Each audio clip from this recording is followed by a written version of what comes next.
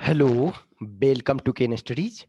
देखो, CAPF AC 2020 का जिन लोगों ने एग्जाम दिया है, तो उन लोगों में से कुछ का देखो एफएक्यू होता है, फ्रिक्वेंटली आस्क्ड क्वेश्चन कि what about result, physical, medical, interview, what course of action.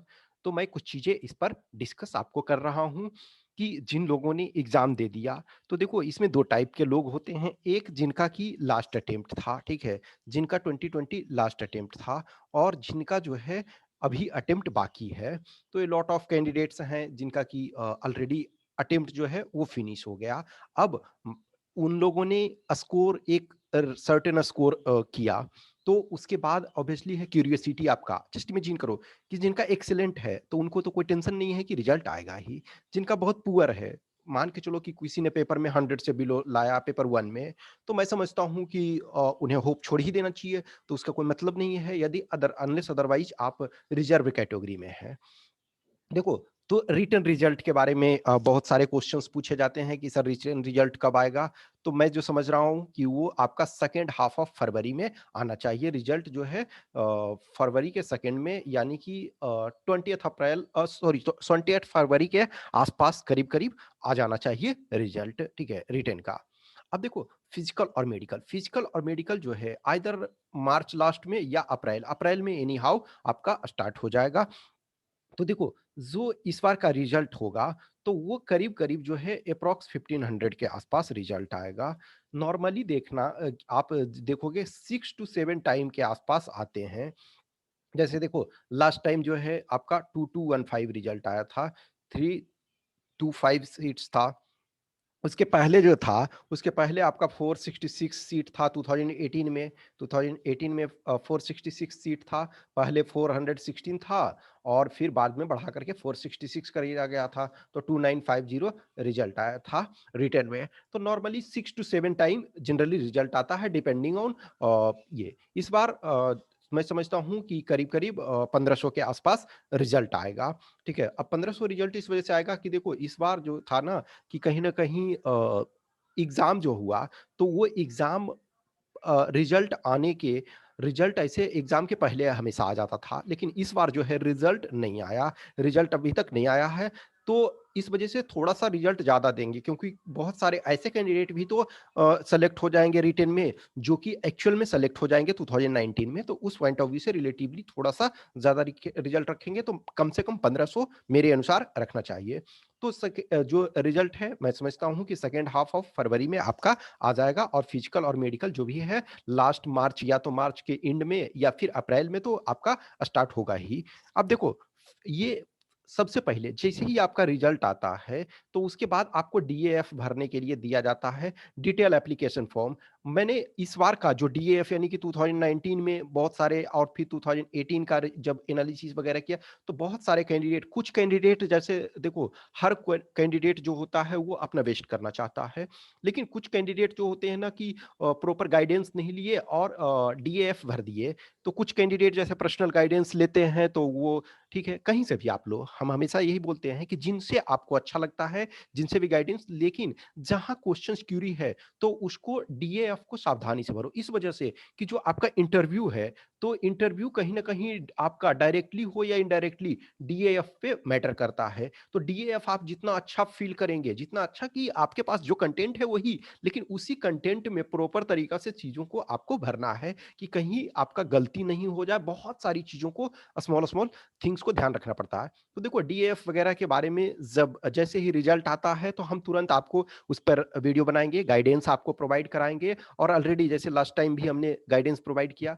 फिर जैसे इंटरव्यू वगैरह के लिए भी जो है, तो इंटरव्यू वगैरह के लिए भी हम शेड्यूल और सारी चीज़ें जैसे ही वन्स रिजल्ट आ जाता है, ऑलरेडी देखो इंटरव्यू के बारे में बेसिक चीज़ें जो है 2019 वाले में जो हमने इंटरव्यू कंडक्ट करवाया, तो बहुत सारे कंटेंट मैंने उसको बनाया। तो वो चीज़ें आप देख सकते हैं, लेकिन अभी फ़िलहाल उस पर बहुत अधिक फ़ोकस नहीं करना। अभी जो टारगेट है कि आपका जिनके पास लास्ट अटेम्प्ट सपोज़ है, जिनके पास लास्ट अटेम्प्ट बचा हुआ था, यानी कि 2020 जिनका लास्ट अटेम्प्ट था, तो वो आप प्रॉपर तरीक़ा से देखो, जिनका भी जो जनरल कैंडिडेट हो, जनरल कैंडिडेट तो जिनका भी मैं देखो मेरा जो टारगेट मेरा जो एक्सपेक्टेशन है और मेरा जो मुझे जो लगता है तो उसके अनुसार जो है कि 116 प्लस माइनस हमने 4 आपको कट ऑफ जो पेपर 1 में बताया है और 192 प्लस माइनस 5 जो है हमने पेपर 1 प्लस पेपर 2 कंबाइंडली बताया। लॉट ऑफ कैंडिडेट्स हैं जिनको ये लगता है कि नहीं कट ऑफ बहुत कम जाएगा। देखो ऐसा नहीं है, आपका 123 भी कट ऑफ जा चुका है, 103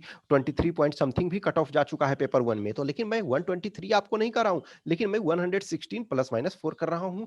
लेकिन जिनका भी जो जनरल कैंडिडेट में हो और आपका एनी हाउ 105 प्लस आपका आ रहा है पेपर 1 में और पेपर 2 में आप एटलीस्ट एक बहुत अच्छा नहीं लेकिन एवरेज आपने किया है कि आपका 60-65 जो भी आ जाएगा कम से कम, तो आप फिजिकल वगैरह थोड़ा-सा करते रहो। फिजिकल में देखो ऐसा नहीं है कि आप फिजिकल में आराम से ही क्वालीफाई कर जाओगे। देखो कुछ कैंडिडेट्स हैं अ लॉट ऑफ कैंडिडेट्स कि फिजिकल बहुत इसका टफ नहीं होता है। लेकिन आप अपने लेवल से जिनको भी कुछ प्रॉब्लम थोड़ा-सा लगता है कि हमें प्रॉब्लम होगा रनिंग करने में, तो ये आप स्टार्ट रखो। एक सबसे जो प्रॉब्लम होता है लॉन्ग जंप में होता है। मैं मेजॉरिटी ऑफ कैंडिडेट को देखा हूँ जो लॉन्ग जंप में मेल के लिए क्या है 3.5 मीटर है।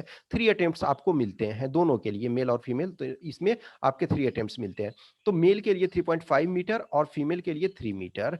तो इसमें से ही बहुत लोग इसमें डिस्क्वालीफाई होते हैं। उसका कारण बहुत बार क्या होता है ना, इन स्पाइट ऑफ 3 अटेम्प्ट्स बहुत बार जैसे देखो मान के चलो कि आप इधर से रनिंग कर रहे हो, ठीक है? इस डायरेक्शन से रनिंग करके आ रहे हो, यहाँ लाइन है, यहाँ से आपको 3.5 मीटर जंप करना है। तो सम टाइम क्या होता है ना कि कुछ कैंडिडेट इस लाइन से यानी ये 3.5 मीटर मान के चलो, ऑब्वियसली है मेल यदि है तो 3.5 मीटर, फीमेल है तो 3 मीटर। तो ये है, सम टाइम क्या है कि कैंडिडेट इस लाइन को तो क्रॉस कर जाते हैं, लेकिन इसको भी क्रॉस कर जाते हैं या इसको टच करते हैं, इसको आपको नहीं टच करना है, यहाँ से आपको थोड़ा-सा पहले से ही ये करना है, कूदना है।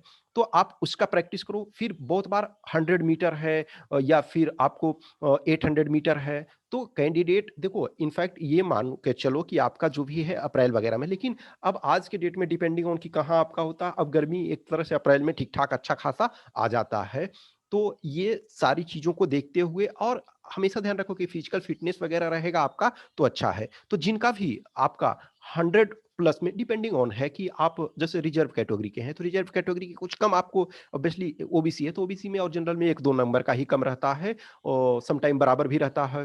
लेकिन जो एससी, एसटी हैं तो उनका कम एससी, एसटी में कोई भी आप सपोज ये करो कि 90 प्लस भी पेपर 1 में है, तो आप फिजिकल वगैरह करो। जनरल का जिनका भी ट्रिपल डिजिट में आपको लगता है क्योंकि देखो एग्ज़ैक्ट आंसर की किसी के पास नहीं है। कुछ क्वेश्चंस जो हैं वो यूपीएससी ही वो डिसाइड करेगा कि उसका एग्ज़ैक्ट आंसर क्या है। तो जिनका भी ट्रिपल डिजिट में पेपर 1 में स्कोर है और पेपर 2 में आपको लगता है कि कट ऑफ क्वालीफाई कर जाओगे, तो आप फिजिकल वगैरह स्टार्ट रखो। जैसे ही आपका रिजल्ट आता है, एज़ सून एज़ रिजल्ट का आता है, तो मैं डीएएफ वगैरह से संबंधित चीज़ों को आपको बताऊँगा क्योंकि डीएएफ के लिए भी आपको टाइम दिया जाता है। ऐसा नहीं है रिजल्ट आज आया, कल डीएएफ नहीं भराने के लिए। उसमें करीब 10 डेज़ देते हैं कि अच्छा उस 10 डेज़ के बाद रिजल्ट डीएफ भराता है, उसके बाद आपको मॉडिफ़ाई करने का रहता है, आप सारी चीज़ें कर सकते हैं। तो अभी ये चीज़ें है कि अब जो भी है 40 डेज़ के आस-पास में आपका 40 डेज़, 45 डेज़ जो भी है रिजल्ट आएगा। तो तब तक अभी धीरे-धीरे करके अपना फिजिकल ये वर्क करते रहो। तो ये जिनके लिए लास्ट अटेम्प्ट है तो उनके लिए तो मान के चलो आप जो दूसरा एग्ज़ाम का प्रिपरेशन कर रहे हो, तो वो करो या जिनको लगता है कि मेरा ये ड्रीम जॉब था और इस बार आपने बहुत अच्छा स्कोर किया यानी कि जो पेपर 1 और पेपर 2 मिला करके 210 प्लस यदि आ रहा है, तो ये आप मान के चलो कि आपका रिजल्ट बनेगा, रैंक जो भी रहे रिजल्ट आपका बन जाएगा, ठीक है? तो आप लेकिन इसमें ये करते रहो। अब देखो एक चीज़ और होती है कि देखो फिजिकल स्टैंडर्ड टेस्ट एक होता है आपका ये पीएसटी और एक पीईटी। तो पीएसटी जो है वो मेज़रमेंट है, फिजिकल स्टैंडर्ड टेस्ट जो है मेज़रमेंट का। अब जस्ट इमेजिन करो कि आपका जैसे चेस्ट वगैरह है, तो मेल की मैं बात कर रहा हूँ, चूँकि फीमेल का चेस्ट का ये नहीं होता है, लेकिन मेल यदि आप है, तो उसमें क्या है 81 सेंटीमीटर आपको खोजता है नॉर्मल 81 और 5 एक्सपेंशन। अब किसी का मान के चलो कि थोड़े दुबले-पतले हो, तो अभी से थोड़ा-सा खाना-वाना थोड़ा पौष्टिक लो और देख लो। फिर एक्सपेंशन वगैरह का कुछ कैंडिडेट जो होते हैं वहाँ एक्सपैंड नहीं कर पाते हैं, तो 5 सेंटीमीटर आपको एक्सपेंशन करना, ये चीज़ देख लो। अपना जैसे टूथ दांत वगैरह है उस सब की सफाई वगैरह ये पर ध्यान रखो प्रॉपर तरीका से, और फिजिकल वगैरह ये वर्क करते रहो। जैसे बहुत सारे कैंडिडेट जो ओवरवेट होते हैं, तो यदि ओवरवेट जिनका है, तो ऐसा नहीं है कि ओवरवेट एग्जैक्ट जो आपका स्टैंडर्ड उससे थोड़ा सा रिलैक्सेशन वो देते हैं, लेकिन जिनका बहुत अधिक है, तो आप अभी से ही रनिंग करो। रनिंग बेस्ट वे है आपका फिजिकल, आपका ये वेट करने कम करने का सबसे अच्छा तरीका है। ठीक है, तो जो लास्ट अटेम्प्ट है जिनका, तो वो उनको तो एटलीस्ट आपको प्रॉपर, जिनका भी ट्रिपल डिजिट में आप पेपर वन में मार्क्स ला रहे हो और पेपर टू में भी आप कट ऑफ को क्लियर कर जाओगे, तो आप वर्क करते रहो। और अभी जिनका अटेम्प्ट बाकी है, ठीक है, जिनका अटेम्प्ट अभी बाकी है, या जिन्होंने 2020 में फर्स्ट अटेम्प्ट दिया, किन्हीं का एक अटेम्प्ट बाकी है, किसी का दो अटेम्प्ट बाकी है, या किसी का तीन अटेम्प्ट, या वॉट एवर अटेम्प्ट, ये देखो यहाँ अटेम्प्ट मायने नहीं रखता है। एक बात तो मैं ऑलरेडी बता रहा हूँ, रिसेंटली जो क्वेश्चन बहुत लोगों से पूछा गया कि सर मेरे कितने अटेम्प्ट, अटेम्प्ट मायने नहीं रखता है, यहाँ एज मायने रखता है। जनरल कैंडिडेट 20 से 25 ईयर, जो आपके ओबीसी हैं 20 से 28 ईयर, और SC ST जो है 20 से 30 ईयर्स। तो इस एज ब्रैकेट में आप पढ़ रहे हैं, आप आ रहे हैं, तो आप as many time as you can. अब देखो जिनका भी अटेम्प्ट बचा हुआ है, तो अटेम्प्ट जिनका भी बचा हुआ है, आप प्रिपरेशन करते रहो, वॉट एवर मार्क्स आपके पास आ रहा हो। हाँ, अब जिनका एकदम ये लग रहा है कि मेरा फिजिकल भी सही है, मेडिकल भी सही है, हर चीज सही है, और मैं 220 प्लस ला रहा हूं मान के चलो, तो ठीक है, आप एकदम श्योर रहो कि आपका मोर और लेस होगा ही। लेकिन ऐसे अदरवाइज जो है आप प्रिपरेशन करते रहो, क्यूरियोसिटी और सारी चीजें अलग अपनी जगह है, बाकी चीजों को करते रहो। अब देखो जहां भी है, ए लॉट ऑफ चीजें एक्सप्लोर करते रहो। जैसे इंटरव्यूज वगैरह से संबंधित है, तो इंटरव्यू का आप देखोगे, हमारे ही चैनल में हमने प्लेलिस्ट में इंटरव्यू के लिए बहुत सारे वीडियोज बनाए हुए हैं। एक तो इंटरव्यू का जनरल सीरीज था, कि जिसमें हमने बहुत सारे लेक्चर की सारी चीजों के बारे में, जो भी बेसिक्स इंटरव्यू क्या है, फिर इंटरव्यू से रिलेटेड जो किस टाइप के क्वेश्चंस पूछे जाएंगे वो, फिर एक मैंने लास्ट मोमेंट सीरीज उसी में डाला था, जो उसी प्लेलिस्ट इंटरव्यू में ही, तो वो सारी चीज़ों को देखोगे। डीएफ वगैरह से रिलेटेड चीज़ें हैं, हम जल्दी ही उस पर आएंगे। इनफैक्ट बेटर होगा कि जैसे ही रिजल्ट आता है तो हम उस चीज़ को करेंगे। और देखो 2021 के लिए जो भी है, वो अपना प्रिपरेशन वगैरह स्टार्ट करो। जिनका मान के चलो कि 2 4 5 नंबर से ये लगता है कि जो क्लोज में है, किसी का सपोज 100 मार्क्स आ रहा है, लेकिन उन्हें कुछ वो 100 मार्क्स वाले जो है जनरल कैंडिडेट, तो ये चीजें मानो कि पेपर टू में यदि आपका एक्सेलेंट जब तक नहीं है, तो फाइनल रिजल्ट आपका बनना बहुत मुश्किल है। ठीक है, ये ऑलमोस्ट इम्पॉसिबल है। जिसका 100 पेपर वन में आए, और या 100 मान के चलो 105 ही आया, जस्ट मैं थोड़ी देर के लिए आप लोग का बात मान लूं कि कट ऑफ और कम जाएगा, तो मैं मान लूं कि कट ऑफ कम भी जाएगा, तब भी आपका नहीं होना है ना। तो आप प्रिपरेशन करते रहो। अब जो रिटेन एक बार क्वालिफाई कर गए हो, तो जो, या फिर जो जिनको लगता है कि रिटेन क्वालिफाई ऑलमोस्ट कर जाओगे, तो एटलीस्ट आप उस कॉन्फिडेंस लेवल पे तो पहुंच गए हो ना, जहां की आप आराम से कर सकते हो, अब थोड़ा सा पुश करके। जैसे जिनका इस बार मान के चलो कि 115 आ रहा है, तो वो रिटेन क्वालिफाई कर जाएंगे, मेरे अनुसार वो रिटेन क्वालिफाई कर जाना चाहिए।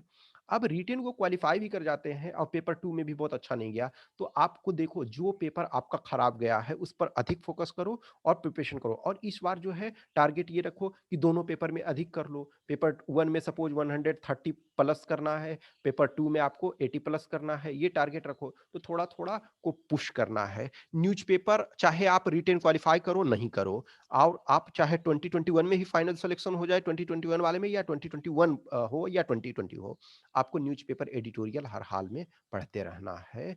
आप इंटरव्यू भी दोगे, तब भी आपको जरूरत होगा चीजों को अवेयरनेस, वो सारी चीजें, ठीक है। तो ये कुछ चीजें हैं कि आप जो भी रिजल्ट वगैरह है वो आपका आएगा फरवरी में ही, आपका सेकेंड हाफ फरवरी में ही।